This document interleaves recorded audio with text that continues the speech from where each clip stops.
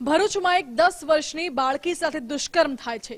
આરોપી વિકૃતતાની તમામ હદ પાર કરે છે અને ભરૂચના સાંસદને એક અઠવાડિયા બાદ યાદ આવી આ ઘટના અને બાળકીની મુલાકાત લેવા માટે પહોંચ્યા।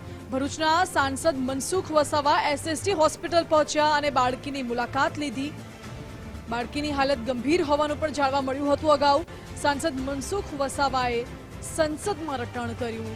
ઘટના બની ત્યારે હું સંસદમાં હતો તેવું મનસુખ વસાવા રટણ કરતા રહ્યા।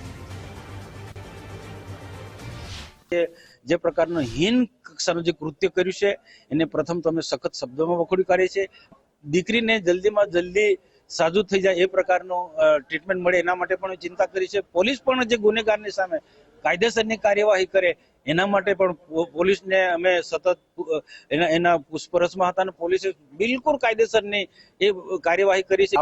આવા લોકોની સામે ફાંસીની સજા થવી જોઈએ જેથી કરીને બીજા અન્ય લોકો બોધપાઠ લે કે આવું કરવાથી આ પ્રકારની ફાંસીની સજા થાય। ચૈતર વસાવાનો શું છે?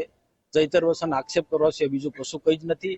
ઇન્ડસ્ટ્રીમાં આવીને આવા લોકોને ઉશ્કેરવાનો છે, બીજું કોઈ ધંધો નથી।